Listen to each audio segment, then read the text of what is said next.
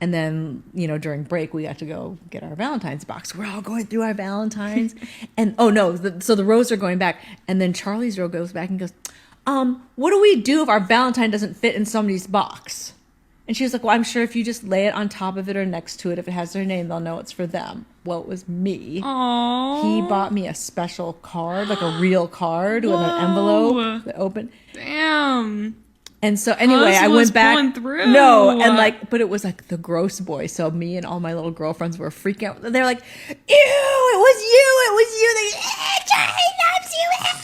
And then no, oh, poor Charlie. And I remember being a little bit grossed out and a little bit flattered at the same time. Well, yeah, because who wouldn't feel flattered? He's probably hot now. Whatever. Yeah, like honestly, yeah. Should try to look him up. I'm single.